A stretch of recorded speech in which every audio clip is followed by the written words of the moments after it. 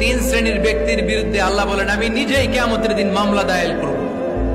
I will be against them in the day of judgment. Three categories of people I will be against them in the day of judgment. তিন শ্রেণীর লোক কিয়ামতের দিন তারা ছাড় পাবে না। আল্লাহ বলেন আমি নিজেই তাদের বিরুদ্ধে মামলা দায়ের করব। এর মধ্যে এক শ্রেণীর লোক হচ্ছে রাজুলুন ইস্তাআজারা জিরান ফাস্তাউফা মিনহু ওয়া লাম ইউতি আজরা। একজন শ্রমিক ভাড়া করে তার কাছ থেকে কাজ নিয়েছে কিন্তু তার পারিশ্রমিক আদায় করে নাই। এরকম আছে না নাই? দাপট দেখায় ইউনিভার্সিটির ক্যান্টিন গুলোতে, ইউনিভার্সিটির ক্যান্টিনে যে খায় মাগার বিল দেয় না, এরকম টাকায় যাচ্ছে নাই। চায়ের দোকানে চা খায় পরে দিমু বিল দেয় না, আছে না নাই? দোকানে যে পণ্য কিনে বিল দেয় না, পরে দিমু, আছে না নাই? কিয়ামতের দিন আল্লাহ তোরে মাস্তানি ছুটাবে, চিল্লা এখন ঠিক কিনা?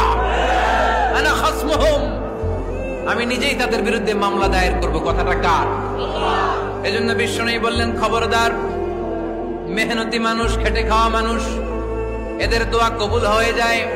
আতুল আজিরা আজরাহু ক্বাবলা আন ইয়াজিফা আরাকুহু। খবরদার, বিশ্বনবী